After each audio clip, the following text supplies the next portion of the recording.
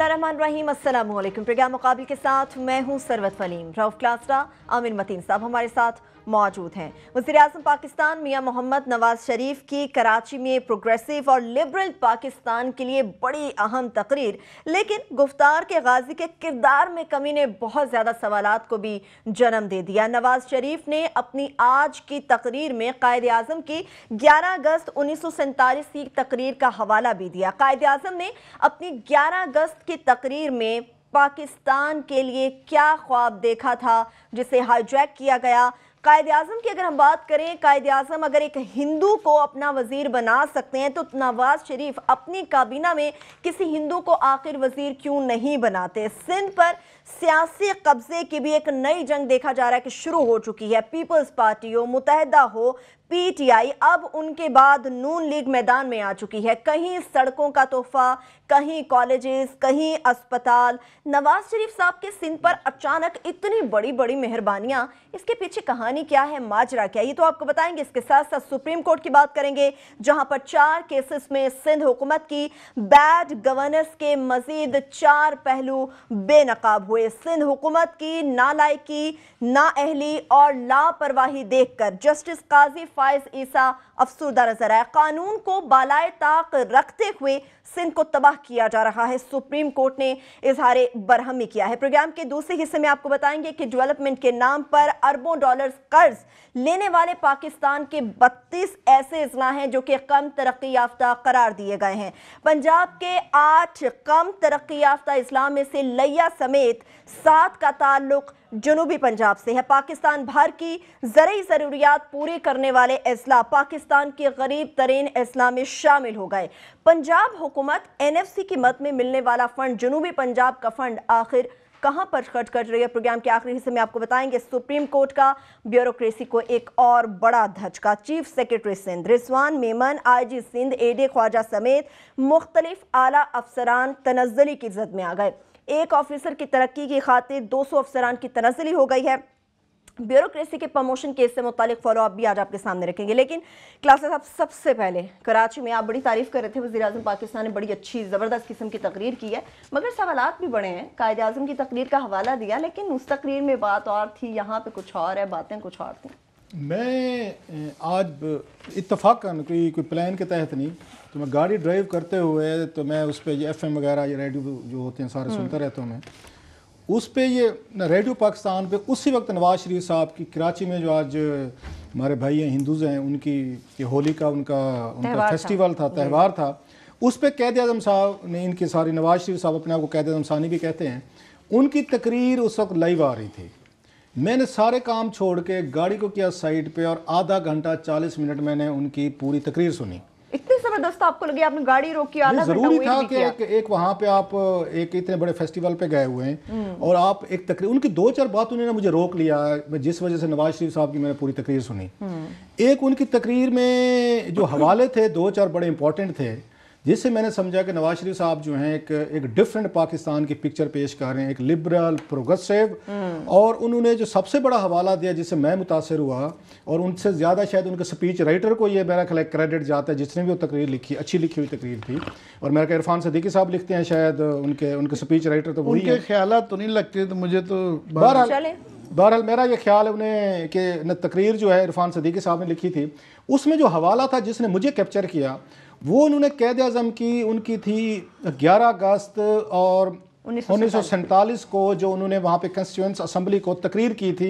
और बड़ी मशहूर ज़माना तकरीर है कि जिसको पढ़ के या सुन के ये अंदाज़ा होता है कि जो इस कौम का फादर था वो पाकिस्तान को कैसा देखना चाहता था। और मौका बड़ा अहम था कि वो वहाँ पे उनकी हिंदूज़ के फेस्टिवल पे खड़े होकर ये तकरीर कर रहे थे। सो ये वो रीज़न थी जिसकी वजह से मैंने गाड़ी साइड पे की और 40 मिनट बैठ के गाड़ी में मैंने उनकी तकरीर सुनी। ये वो तकरीर है जिस पे आमिर साहब भी उस पे आएंगे कि पहले दिन से एक लड़ाई चल रही है जी, कायद-ए-आज़म ने ये अल्फाज कहे थे या नहीं कहे थे। क्योंकि जो हमारे यहाँ पे इस्लामिस्ट हैं, जो हमारे मतलब हम उसमें मेजॉरिटी, हम ये अल्हम्दुलिल्लाह मुसलमान हैं सारे, हम ये कहते हैं जी कायद-ए-आज़म ने ये अल्फाज नहीं कहे थे। बहुत सारी बड़ी तादाद जो मुकर गई है इससे, बल्कि एक दरमियान में मुझे कहने में हर्ज नहीं है, औरिया जहां मकबूल साहब और यासिर पीरजादा के दरमियान इस पे बड़ी एक लंबी कालमों के जरिए तहरीरी उस पर डिबेट भी हुई थी अच्छी, उसमें लर्निंग वाली बहुत सारी चीज़ें थी। सो जो हमारे यहाँ पे इस्लामिस्ट थे और मजहबी जमातें मोस्टली वो कहते हैं कैद आज़म ने तकरीर नहीं की थी, अगर की थी तो इस तरह की नहीं की थी, आपने बाद में ऐड की, उनका अपना एतराज़ था। वो ये कहते हैं कि कैद आज़म पाकिस्तान को टोटल एक इस्लामी मुल्क चाहते थे, लेकिन वो जो उसको डिफरेंट उनको रिपोर्ट हुआ, कुछ मैं फैक्ट्स साथ भी ले आया हूँ डॉक्यूमेंट्स के साथ, कोई चीज़ें कि कैद आज़म पाकिस्तान कैसा देखना चाहते थे। मैं उस पर तो आता हूँ ज़रा। इसमें इंपॉर्टेंट ये चीज़ थी कि कैद आज़म साहब के जो कैबिनेट थी उनमें एक अदद हिंदू वजीर भी थे, जो मंडल नाम था मेरा ख्याल है सर, और सबसे पहले सिग्नेचर भी जो उस पर हुए ना उस अटेंडेंस पे, आज भी वहाँ पे आप कौमी असम्बली में जाए ना तो सबसे पहले सिग्नेचर जो पाकिस्तान की उसमें नई असम्बली में किए हुए हैं वो हिंदू ये मेंबर के हैं, ये जहन में रखिएगा, मंडल साहब के आज भी सिग्नेचर है जो मैं खुद देख के आया हूँ मैं। अब मैंने निकाली है ये किताब, इसको दिखाता हूँ मैं अभी। इससे पहले यह था कि अगर कैद आज़म जो हैं, मैं इनकी थोड़ी सी आना चाहता हूँ कि सीरियस कितने, तकरीर तो बड़ी अच्छी कर लेते हैं, इंप्लीमेंटेशन कितने, 0/0, अमल का फुकदान है, यहीं पे आ रहा है अमल का फुकदान, जिसकी वजह से नवाज शरीफ साहब की महज इनकी तकरीर कर देना काफ़ी नहीं है। अगर कैद आज़म जो हैं एक वहाँ पे हिंदू को, ये मंडल साहब को वो बना सकते हैं अपना वजीर, तो नवाज शरीफ साहब जो हैं, मुझे तो कोई नज़र नहीं आता, 3 दफ़ा ये वजीर आज़म रहे हैं, हमेशा हमारे यहाँ जो आई ना हुकूमतें, हमारी ज़रा थोड़ा स्टाइल देखें, तकरीर कर लेंगे, स्पीच राइटर लिख देगा, भले भले मैं आप हमारे जैसे लोग कि जो कैद आज़म के एक उसको लिबरल और मॉडरेट पाकिस्तान के आइडियाज़ पसंद करते हैं, हम भी अप्रिशिएट करने पे मजबूर हो जाएंगे। जब भी बनाने की बारी लगती है ना, पिछले आप इन पॉलिटिकल हुकूमतों को उठा के देखें, ये खौफ के मारे, डर के मारे जो नैरेटिव यहाँ डेवलप किया हो गया है, हम किसी उसको हिंदू को कैबिनेट में नहीं लेके आते। जितने भी हम वहाँ पिक करेंगे मोस्टली जो है हम ये क्रिश्चियन को पिक करेंगे, उस पर रिएक्शन नहीं आता आपको कि खैर यार एक क्रिश्चियन बना दो और बिल्कुल पावरलेस बना दो, जिसके पास ना पावर्स हैं ना जिसके पास कुछ है। मैं नवाज शरीफ साहब से पूछना चाहता हूँ, इतनी आपने अच्छी तकरीर की, 4 साल आपको अब होने वाले हैं, आपके पास भी में अगर हिंदू मेंबर्स हैं, आपके MNAs हैं जो स्पेशल सीट्स पे हैं, आप एक जुर्रत करके ज़रा उनमें से किसी को कल वजीर तो बना दें, चले 1 साल ही बना दें, वाई नॉट। आपका हिंदू क्यों नहीं वहां पे एक आगे वजीर बन सकता है? हिंदूज अगर जो हैं chief justice, acting chief justice, और सबसे नेक नाम थे भगवान दास, क्या उन्होंने शानदार फैसले किए, इज्जत कमाई उन्होंने, इससे पहले भी हमने देखे हैं कि बहुत सारे थे। सो ये वो कंट्राडिक्शन है। बिलावल का मैं उसमें लेके आना चाहूंगा थोड़ा सा। बिलावल ने ये बात की थी, आई रिमेंबर अगेन, बिलावल भी उस पर he was short of saying it. उन्होंने कहा मैं अपनी जिंदगी में चाहता हूँ कि पाकिस्तान का कोई यहाँ क्रिश्चियन जो है ना प्राइम मिनिस्टर होना चाहिए, बिल्कुल होना चाहिए। अगरचे उनके जो वो नाना हजूर थे, कानून के साथ, आइन के साथ टेम्परिंग तो वो करके गए थे कि जनाब नहीं, कि इस मुल्क का वजीर आज़म सदर बनने के लिए सिर्फ और सिर्फ आपको मुसलमान होना ज़रूरी है। ये भुट्टो साहब उसमें ये 73 कॉन्स्टिट्यूशन में डाल के गए थे, इससे पहले भी हुई थी। सो ये बड़ी कंट्राडिक्शन है हमारी सोसाइटी में। अच्छा क्या नवाज शरीफ साहब ने तकरीर की, हिंदूज के पास गए, एक अच्छा मैसेज डिलीवर किया, गुफ्तगू बड़ी अच्छी की, लेकिन मैं ज़रा उनको याद दिलाना चाहता हूँ, उन्होंने नहीं पढ़ी होगी वो जो तकरीर थी ये कैद आज़म की 11 अगस्त की। ये बुक है जो बड़ी आजकल रेयर है, जनरल जिया के दौर में इस किताब को गायब कर दिया गया था। अभी भी आप नोट करेंगे ये फोटो कापी है, जी जी जी, ये फोटो कापी है और बड़ी अहम किताब है। इसका नाम है फ्राम जिनाहा टू जिया। ये लिखने वाले जो हैं ये पाकिस्तान के साबिक चीफ जस्टिस हैं, ये इनका नाम है मोहम्मद मुनीर। ये इस पे थे, इन्होंने ये किताब लिखी है। और मेरा ये ख्याल है अगर मेरे बस में होता ना, अगर मेरा कहीं कुछ चलता, इस किताब को मैं उर्दू में तर्जमा करवाता। ये 6ठी से लेकर 12वीं तक मैं कहता इसको उर्दू में दो, हमारे स्टूडेंट्स को पढ़नी चाहिए किताब जो ये फ्राम जिनाहा टू जिया है।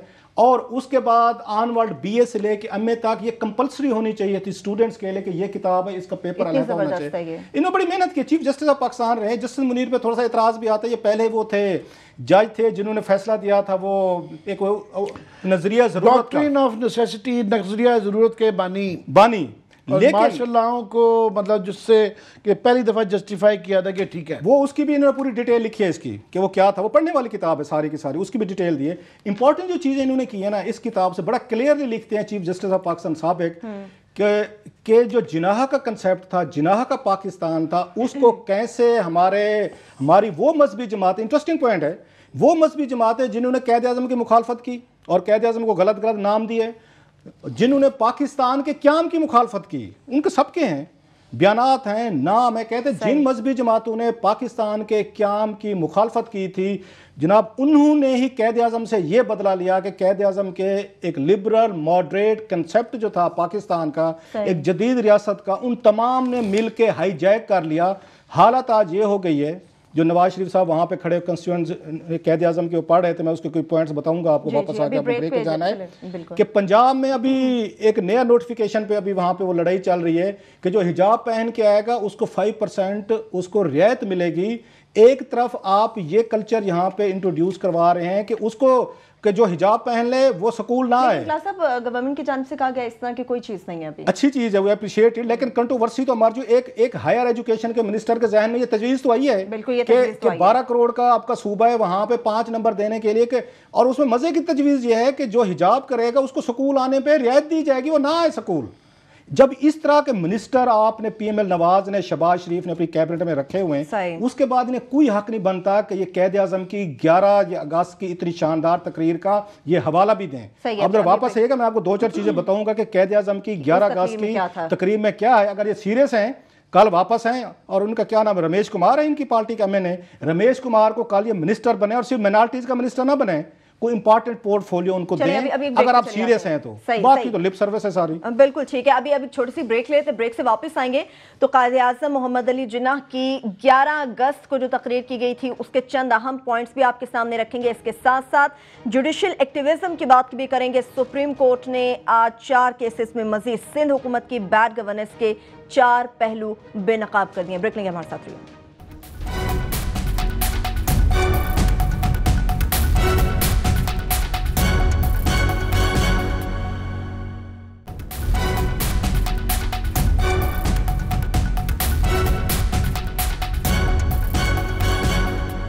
ब्रेक के बाद एक बार फिर इस प्रोग्राम में हम आपको खुश आमदेद कहेंगे। आगे बढ़ेंगे, लेकिन क्लासेस साहब आपने कायदे आज़म मोहम्मद अली जिन्नाह की 11 अगस्त की तकरीर के चंद अहम पॉइंट्स हमारे सामने शेयर करें, क्योंकि हमारे यहाँ ये पढ़ने लिखने का अल्लाह के फजल से जो कालम निगार, जो दानिशवर बैठ के अपनी मर्जी की उस इंटरप्रिटेशन कर देता है, वो हम फिर बई कर लेते हैं। अवाम में इतनी गुमराही फैलाई हुई है हमारे बाज़ कालम निगार दोस्तों ने इसी तकरीर के हवाले से। अब ये मेरी को लिखी हुई नहीं है, ये चीफ जस्टिस ऑफ पाकिस्तान की लिखी हुई है, और उन्होंने पूरी की पूरी तकरीर उठा के उन्होंने इसको कोट किया। मैं कुछ आपको पॉइंट बताना चाहता हूँ, उन्होंने डेट वाइज फैक्ट्स के साथ बताया। बाकी मिस इंटरप्रिटेशन जो इस मुल्क में है वो करते रहे हैं कि आपने एक सेल्फ डिनायल मोड में जाना है, फेयर इनफ। और इसमें यह भी लिखते हैं, वैसे ये चीफ जस्टिस बड़ा अहम इन्होंने कहा कि लियाकत अली खान साहब ने कैद आज़म के मरने का इंतजार किया। उस वक्त उनको जरूरत नहीं हुई थी, जब कैद आज़म ये तकरीर कर रहे थे कि लियाकत अली खान खड़े होकर उनको कन्फ्रंट कर सकते, इतनी जरूरत नहीं थी। उन्होंने कैद आज़म के मरने का इंतजार किया। उसके बाद वंस ही वाज, जब वो न फौत हो गए, तो फिर जो जितनी भी आपने इस्लामिक प्रोविजन की वो प्रोसेस शुरू हुआ कि अब पाकिस्तान को एक मॉडर्न, एक प्रोग्रेसिव एक मुल्क से हमने कैसे अब इनके मौलवियों के हाथ में देना है। मजहबी जमातों ने रिपीटिंग जो लिखा है इन्होंने, और इसमें बहुत सारे लोगों के इंटरव्यूज शामिल हैं जिन्होंने अपोज किया हुआ है डॉक्यूमेंट्स के साथ कि जो मजहबी जमातें खिलाफ थी वो सारी उन्होंने बाद में उनको हाईजैक किया। मैं कुछ आपको पढ़ के आपको पॉइंट्स बताना चाहता हूं कि इस किताब में क्या क्या उन्होंने कोट किया है चीफ जस्टिस ने। वो ये कहते हैं कि पाकिस्तान एक डेमोक्रेटिक सेकुलर जमहूरी मुल्क चाहते थे, और कैद आज़म ने राइटर के नुमाइंदे को 1946 में व न्यू दिल्ली में एक उन्होंने इंटरव्यू दिया था, जिस इंटरव्यू में उन्होंने कहा था कि पाकिस्तान की नई रियासत एक जदीद मॉडर्न डेमोक्रेसी होगी, और नई रियासत में इख्तियार का मंबा ये अवाम होंगे। रियासत पाकिस्तान में तमाम शहरों को बराबर के हकूक़ होंगे, शहरों का कोई भी मजहब हो उससे रियासत का कोई तल्लुक नहीं होगा। ये आपको उनकी ये उन्होंने इंटरव्यू दिया था राइटर्स को। और पाकिस्तान में यहाँ पे वो कहते हैं मलूकियत नहीं होगी, मतलब है या मजहबी ये आपकी पॉलिटिक्स है या मजहबी जो रूल है, थियोक्रेसी नहीं होगी। ये कैद आज़म साहब ये राइटर को इंटरव्यू दे रहे हैं। उसके बाद उन्होंने अगस्त 47 11 अगस्त की दस्तूर सा असम्बली में कुछ पॉइंट्स उसमें निकाले, बाकी तो बहुत लंबी तकरीर है जो इस किताब में दी हुई है सारी की सारी। उनका यह खिताब जो है वो सिर्फ पाकिस्तान के लिए नहीं था, पूरी दुनिया को मैसेज भेज रहे थे, नई फाउंडेशन रख रहे थे। वो ये कहते हैं कैद आज़म के जहन में सबसे बड़ा जो मसला था वो अकलियतों की था कि मिनॉरिटीज़ का क्या बनेगा। वो ये कहते हैं कि अगर पाकिस्तान को खुशहाल बनाना है तो पूरी तवज्जो आवाम की खुशहाली और गुर्बत पर देनी होगी। वो कहते हैं इसके बाद कोई भी जो पाकिस्तान का शहरी वो मंदिर या मस्जिद जाने के लिए सब आज़ाद होंगे, रियासत का इससे कोई तल्लुक नहीं होगा कि आपका मजहब क्या है, we have nothing to do with it. ये कायदे आज़म कह रहे हैं, कंस्टिट्यूएंट्स जो उनकी असम्बली का पहला खिताब था, वो कहते हैं एक कम्युनिटी को, माइनॉरिटी को उस पर किसी और पे बर्तरी नहीं होगी, means everybody will be equal in the eyes of state and its laws. अगला वो ये कहते हैं, जिसको बाद बड़ा तफसील से उन्होंने एक्सप्लेन किया है, कि आने वाले सालों में कोई हिंदू हिंदू नहीं रहेगा, कोई मुसलमान मुसलमान नहीं रहेगा। आगे उसकी एक्सप्लेनेशन कहते हैं, हम ये करते हैं कि मेरा मतलब ये है कि कोई अगर हिंदू है या कोई मुसलमान है, ये उनका ज़ाती उनका वो है, सब के सब पाकिस्तानी होंगे और सब का सब जो है इस रियासत के बराबर के वो शहरी होंगे, वो मंदिर जाएं, वो मस्जिद जाएं। इस तकरीर का आज नवाज शरीफ साहब ने हवाला दिया है, तो मैं अब इससे ज्यादा कुछ कह नहीं सकता कि उन्होंने शायद ये तकरीर पढ़ी नहीं थी, स्पीच राइटर की मेहरबानी, उन्होंने हवाला दे दिया, लेकिन वज़ीर-ए-आज़म पाकिस्तान ने यकीनी तौर पे नहीं पढ़ी होगी। आमिर साहब, चूंकि वज़ीर-ए-आज़म पाकिस्तान की तकरीर पे हम बात कर रहे हैं, जैसे मैंने पहले भी बात की, बड़े खुशगवार मूड में बड़ी बेहतरीन उन्होंने तकरीर की है, आपको क्या लग रहा है, किसी दबाव का ये नतीजा है या ये समझते हैं दर्द उनका इतना बढ़ चुका है कि वो दबाव हो चुका है? मैं समझता हूँ कि हमने खासतौर पर हम उनके नाकिद रहते हैं प्राइम मिनिस्टर के, जब अच्छी चीज़ बात होती है तो उस पर हम उनकी सराहते हैं, और ये वो चीज़ है। ये पिछले साल भी होली के उस पर गए थे, हमने उस वक्त भी सराहा था कि ये ज़रूरत है पाकिस्तान की। बस दो चार क्विकली, ये ऐसा टॉपिक है जिस पर बहुत प्रोग्राम हो सकते हैं। एक प्रोग्राम में इसको आपने क्लास साहब ने बड़ा समंदर कुज़े में बंद करके वो किया, मगर ज़रूरत है इन चीज़ों को रिपीट करने की। क्विकली दो तीन बातें। पहली बात तो ये कि पाकिस्तान का अगर पूरी लंबी डिबेट को आसान लफ्ज़ों में करवाना चाहिए कि पाकिस्तान बना क्यों था, तो आसान तरीन जवाब उसका ये है कि मुत्तहदा हिंदुस्तान के अंदर मुसलमान अक़लियत के तौर पे इनसिक्योर, गैर महफूज समझ रहे थे कि हमें अपने मुताबिक ज़िंदगी गुजारनी नहीं चाहिए। ये पाकिस्तान की सिंपलेस्ट डेफिनेशन है। असास हमारी बुनियादी इस नुक्ते पे थी, और हम कैबिनेट मिशन मुलायन तक तैयार थे 1944 तक के जनाब, आप जो है 46 तक, कि आप हमें अगर ये हमें ऑटोनॉमी के हवाले से या अपने तरीक़ेकार ज़िंदगी गुजारने की शुरूआत दे रहे तो हम पाकिस्तान नहीं बनाते। पहली बात तो जिस मुल्क को बनाए इस बुनियाद पे गया, उसमें अक़लियतों के साथ तो बुरा सलूक होने का सोचा ही नहीं जा सकता, इसलिए ये बहुत ज़रूरी थी ये तकरीरें की। दूसरा, ये 11 अगस्त की तकरीर की बड़ी बहस रहती है और काफ़ी सारे नलायकी उसमें मैं कहूँगा जो लोग इसके ऊपर डिबेट करते हैं। इसके ऊपर पहले दिन से बिल्कुल 11 अगस्त से काम हुआ, और सबसे अच्छी इसके अंदर दलील जो है वो ज़मीर नियाज़ी साहब ने, उनकी बड़ी मशहूर किताब है प्रेस इन चेंज, बड़े मशहूर सहाफ़ी थे, उन्होंने उसको कंपाइल किया हुआ है। उसमें उन्होंने कहा जब ये तकरीर की गई और जब डॉन में छपी तो इसका ये पोर्शन जो आपने अभी पढ़ा कि हर इंसान को आज़ादी है कि वो चाहे मंदिर में जाए या मस्जिद में जाए, और इस चीज़ का रियासत का किसी से ताल्लुक आपके ज़ाती कायद से नहीं है। ये पहली बात कि ये पहले दिन से ही सेंसरशिप शुरू हो गई, और वो ये लड़ाई और ये कशमकश आज तक जारी है। तो इसलिए नवाज शरीफ साहब की जब इस तरह की बात करें, याद करना बड़ा ज़रूरी है।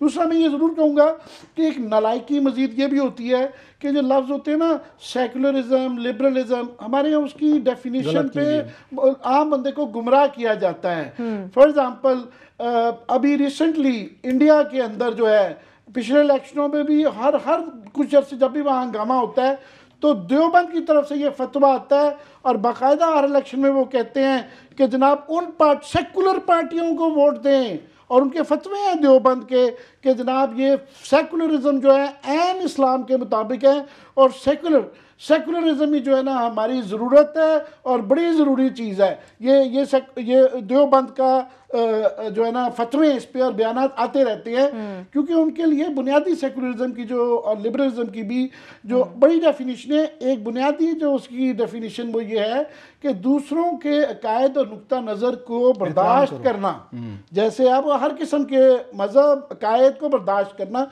ये एक बुनियादी असास है। तो वो इसी पे राय में कहते हैं, और ख़ास तौर पे वो लोग भी जो एक टर्म हमारे यहाँ एक पता नहीं किसने कॉइन की थी, अखबारों में अक्सर वो कुछ बचकाना तरीके से ली जाती है कि जी लिबरल फाशिस्ट, ये अंग्रेजी में एक टर्म होती है ऑक्सीमोरोन। वो ये है कि एक टर्म के अंदर ही जो है ना कॉन्ट्रडिक्शन है कि लिबरल वो आदमी होता है जो हर किस्म के नुक्ता नजर को बर्दाश्त करे, और फाशिस्ट लिबरल हो नहीं सकता। फाशिस्ट एक नुक्ता नजर था जो कि इम्पोज किया गया। अभी हम ब्रेक ले लेते हैं, यही मैं ठीक है, अभी एक छोटी सी हम ब्रेक ले लेते हैं। ब्रेक से हम वापस आएंगे तो सुप्रीम कोर्ट कराची रजिस्ट्री की भी बात करेंगे। बड़े सख्त रिमार्क्स आज भी सुनने को मिले कि कानून को बालाए ताक रखते हुए सिंध को तबाह किया जा रहा है, और 3-3.5 साल तक तो वज़ीर आज़म पाकिस्तान को सिंध का ख्याल नहीं आया। अचानक से दौरे पर इतनी बड़ी मेहरबानियां क्यों की जा रही हैं, इसके पीछे क्या कहानी, ये भी आपको बताएंगे। हमारे साथ रहिए।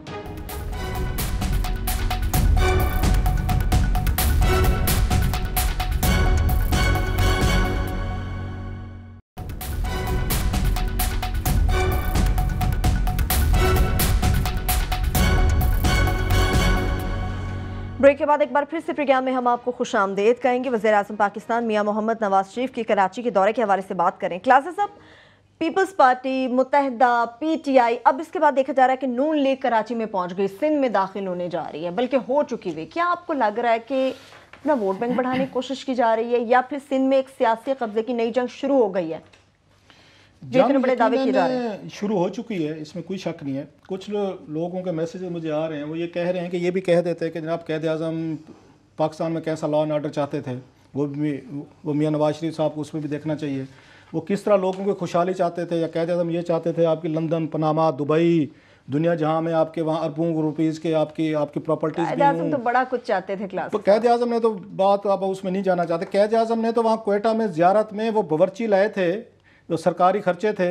आज तक उनका आर्काइव में क़ायद आज़म को चेक लगा हुआ है फाइल के साथ कि जनाब ये बावर्ची आप ले आए हैं फैसलाबाद से मुझे खाना खिलाने के लिए रियासत के पैसों पे, तो ये मेरी जेब से जाने चाहिए, रियासत क्यों पे करेगी। उनको कहा कि उनका डॉक्टर, उनकी बुक है बड़ी, द लास्ट डेज ऑफ कैद, उनके कर्नल इलाही बख्श साहब की पढ़ने वाली किताब है, वो भी वैसे सिलेबस का हिस्सा होना चाहिए थी। जो काम की किताबें हैं अल्लाह के फजल से जनरल जिया ने तमाम की तमाम उठा के उनको बैन कर दिया था। उसमें वो लिखते हैं कि मैंने क़ायद आज़म को कहा कि 2 नए सूट ले लेते हैं आपके लिए, नए कपड़े चाहिए आपको। उन्होंने कहा रहने दें, जो मैंने पहने हुए मैं इन्हीं से गुजारा कर रहा हूं। कैबिनेट के लिए चाय का ऑर्डर किया और उनका क्यों, ये घर से चाय पी के नहीं आते। तो ये पाकिस्तान चाहते थे, ये क़ायद आज़म ये चाहते थे। वो पनामा वाला पाकिस्तान नहीं चाहते थे, ना दुबई वाला चाहते थे, ना वो इसका लंदन वाला चाहते होते। जब क़ायद आज़म का आप हवाला दे रहे हो ना, जरा थोड़ा सा उनका अमल भी पैदा करने की कोशिश करें, ताकि आपकी बातों को हम भी सीरियस लें और आपकी ज्यादा आपकी इज्जत की जाए। माशाल्लाह पहले भी हम बहुत करते हैं, इससे ज्यादा आपकी इज्जत की जाए। कमिंग टू कराची, अब कराची सिंध के हवाले से ये इनको नवाज शरीफ साहब को ये लग रहा है कि जरदारी साहब से शायद जो हमारे सिंधी भाई हैं जिनको ये सलूट मारते रहते हैं वो तंग आ चुके हैं, तो मौका बड़ा अच्छा है, तो कोई थोड़ा सा जाए हम भी शेयर लेने की कोशिश करें। क्योंकि मियाँ साहब पे ये इल्ज़ाम लगता है, जो कि ठीक है, कि ये GT रोड के प्राइम मिनिस्टर हैं, ये पंजाब से ही इनको सीटें मिलती है और उनको बाहर जाने की जरूरत नहीं है। 148 सीटें हैं, 148 सीटें 272 के हाउस में 148 में से सीटें जीते आप हैं, पूरे मुल्क में रूल करें। उसके बाद आपको वहां से सिंध, KPK, बलोचिस्तान से सीटों की जरूरत नहीं है। पीपल्स पार्टी ने बड़ी अच्छी मूव की थी जब इन्होंने कहा जना कि हम सराय की सूबा बनाते हैं। वो सरायकियों को बेवकूफ़ बना के जरदारी साहब वो पतली गली से निकल गए। अगर पंजाब को उस वक्त डिवाइड करते तो नवाज शरीफ साहब के लिए मैं शर्ता कहता हूं ये वजीर आजम नहीं बन सकेंगे। सिर्फ यहां से आपकी GT रोड की सीटों से ये वजीर आजम नहीं बनने वाले। वजीर आजम अगर आपने नवाज शरीफ को बीट करना है, आपको यहाँ पे पंजाब में नए सूबे देने पड़ेंगे। इसका इनके दरमियान बारगेन चलती रहती है। इनकी अंडरस्टैंडिंग है जो 2013 के बाद सामने आई है कि जरदारी साहब पंजाब में नहीं आएंगे और नवाज शरीफ साहब सिंध में नहीं जाएंगे। सो मुझे नहीं लगता कि सिंध में जाके कोई आके सीरियस एफर्ट करेंगे। इन्होंने अपने अपने इलाके बांट लिए, आप उधर न खुश रहें, हम यहाँ पे खुश रहते हैं। इमरान खान के पास चांस था, वो अपनी बस मिस कर चुके हैं। उनको यहाँ पे बैठ के वो डेली बनी गाला बैठे हुए हैं। ये बड़ा अच्छा मौसम था उनके लिए। मैं समझता हूँ कि 3-4 महीने जो सर्दियों के थे, इनको इंटीरियर सिंध जाना चाहिए था, मेहनत करनी चाहिए थी।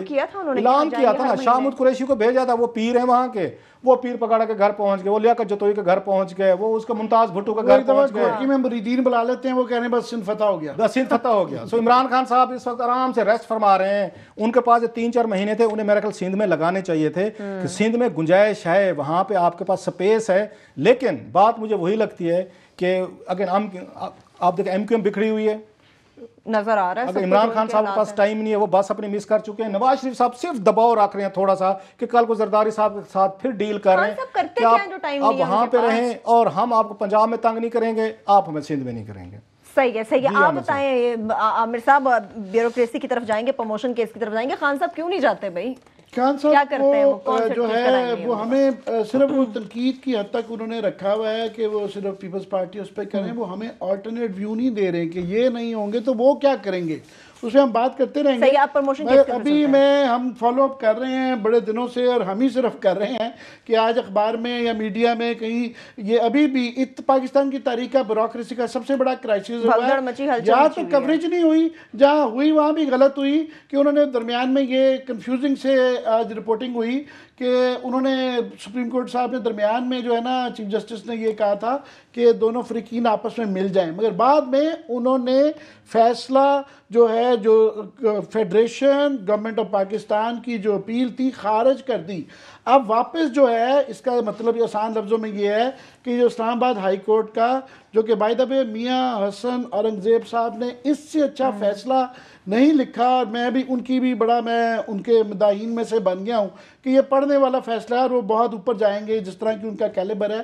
कोई लकूना उन्होंने छोड़ा नहीं है इस फैसले में। और इस फैसले के मुताबिक जो ये है कि जनाब तमाम तरक्कियाँ जो हैं इसमें कोई 800 अफसर आ जाता है 2015 का बोर्ड का और 2016 के बोर्ड का कि वो गैर कानूनी है।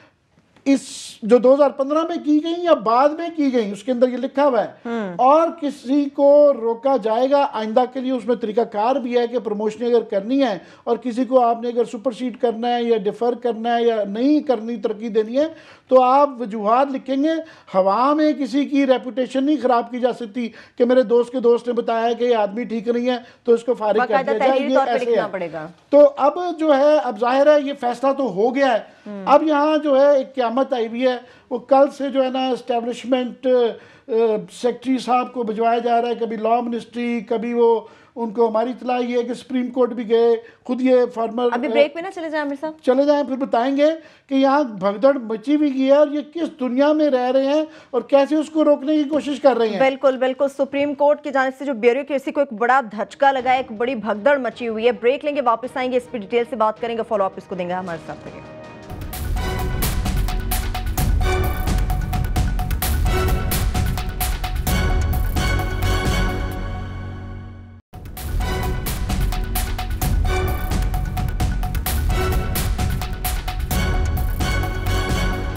ब्रेक के बाद एक बार फिर से प्रोग्राम में हम आपको खुशामदीद कहेंगे। आमिर साहब, ब्यूरोक्रेसी के प्रमोशन केस से मुतालिक फॉलो अप दे रहे हैं। हम ये कह रहे थे कि उसको अभी सुप्रीम कोर्ट के फैसले के बाद इम्प्लीमेंट करने में तामुल किया जा रहा है, और सुप्रीम कोर्ट में आज भी अफसरान को भेजा जा रहा था और मुलाकातों की कोशिश कर रहे थे, मगर वहाँ से मैसेज ये मिला है कि जनाब जो जज हैं वो अदालत अपने फैसलों से बोलते हैं, वो मुंह से नहीं बोलते हैं। तो ये फैसला अब क्लियरली आ गया है। तो अभी डिटेल जजमेंट की करना या रिव्यू करने से शायद मज़ीद टाइम ही ज़ाया होगा। आगे याद रहे कि हालांकि कहने को वो मुशर्रफ डिक्टेटर था, उनके दौर में 2004-05 में मेरा ख्याल एक दफ़ा ये फैसला आया था और उन्होंने एक्सेप्ट कर लिया था, और ये 2013 में रिसेंटली इफ्तिखार चौधरी साहब ने भी काफ़ी लोग डिमोट किए थे, वो भी एक्सेप्ट करके वो सुप्रीम कोर्ट में भी नहीं गए थे। हाई कोर्ट के पहले जो आया था मुशर्रफ के दौर में, हाई कोर्ट से सुप्रीम कोर्ट भी नहीं गए थे। ये मुशर्रफ साहब ने भी कुछ लोगों को डिमोट किया था 2013 में, वो भी एक्सेप्ट कर लिया गया था। मगर बहरहाल सोचने की 2-4 चीज़ें इसमें बड़ी इंपॉर्टेंट आ गई हैं कि इसमें 200 करियर ऑफिसर का 2015 में उनके साथ बड़ी ज़्यादती हो गई है कि वो बड़े बड़े अच्छे लोग थे, उसमें बड़े बड़े लाइक लोग थे, उनकी तरक्कियां भी चूंकि चंद एक टोले की वजह से कि उनकी गलत तरीके से कराई गई थी, उनके साथ भी ज्यादती हो गई है। और ये गवर्नमेंट को सोचना चाहिए कि 2014 की इनकी प्रमोशन भी चैलेंज हो गई, 2015 की भी हो गई, 2016 की भी हो गई। तो ये हर साल इनका इस तरीके से करते हैं कि उससे ना सिर्फ मुल्क का निज़ाम धर्म भरम हो गया है, और पैनमा में मैं फिर याद दिलाना चाहूँगा बुनियादी इनका मुकदमा ये है कि इदारे मफलूज हो गए हैं। नैब और FBI उसमें सामने आया कि वो अपना काम नहीं कर रहे, इसलिए सुप्रीम कोर्ट को आना पड़ा।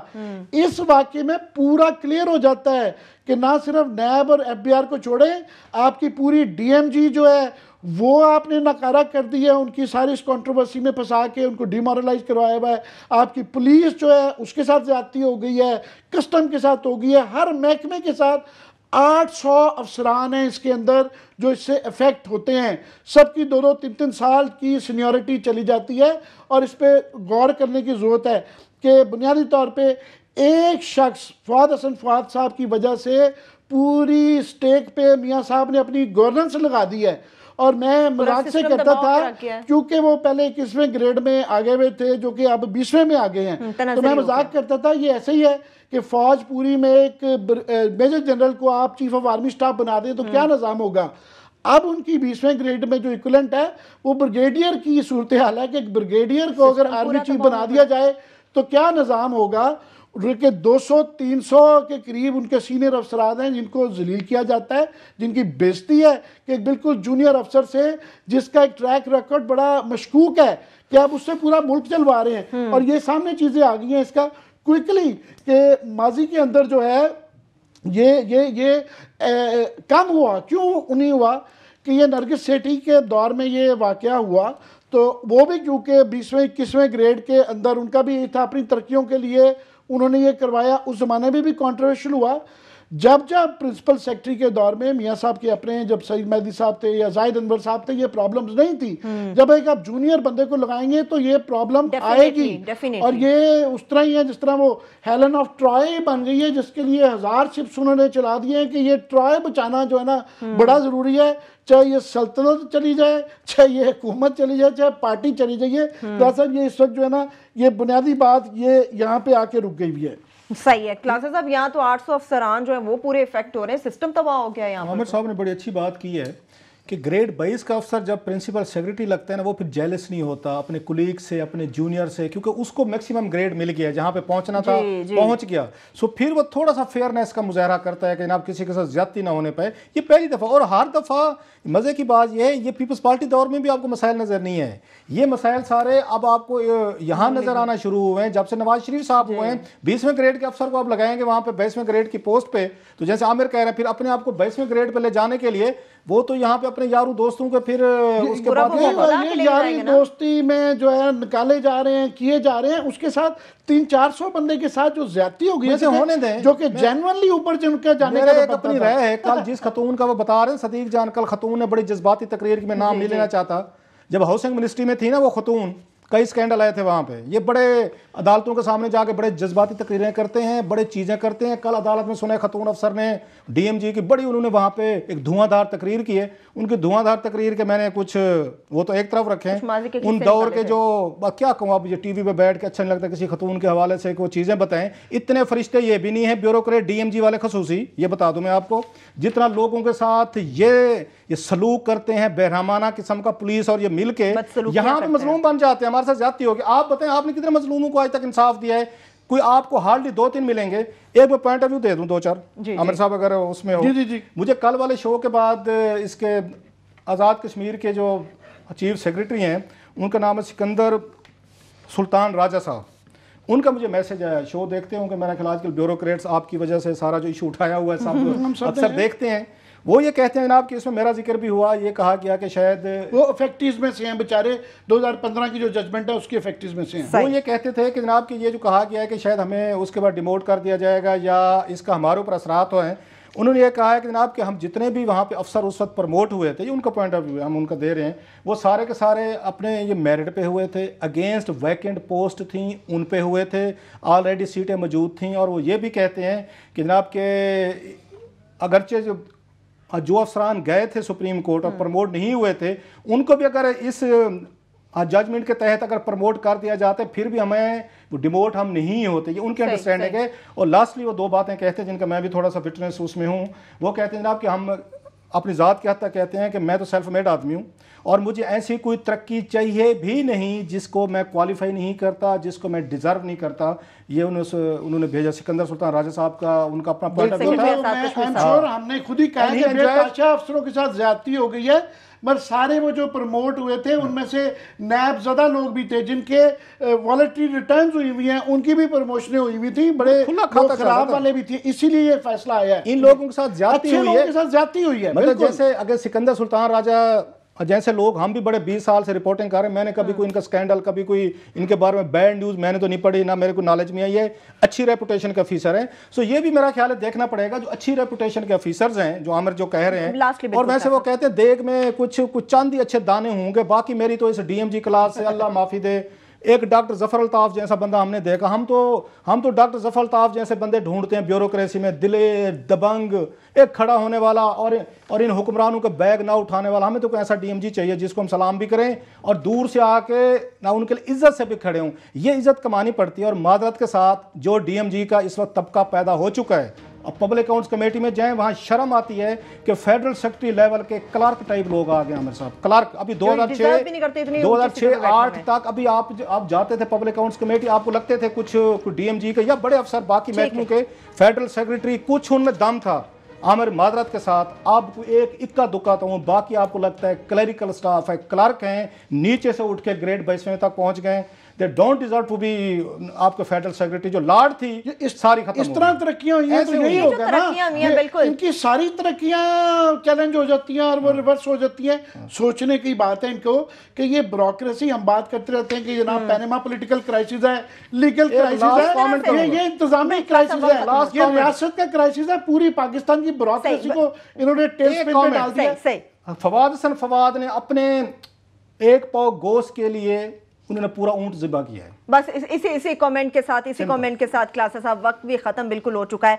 ब्यूरोक्रेसी के प्रमोशन केस से मुतालिक फॉलोअप भी आइंदा आने वाले तमाम दिनों में आप तक हम पहुंचाते रहेंगे। इसके साथ ही प्रोग्राम अपने इख्तिताम को पहुंचता। अपना बहुत सा ख्याल रखिए। खुदा हाफिज़।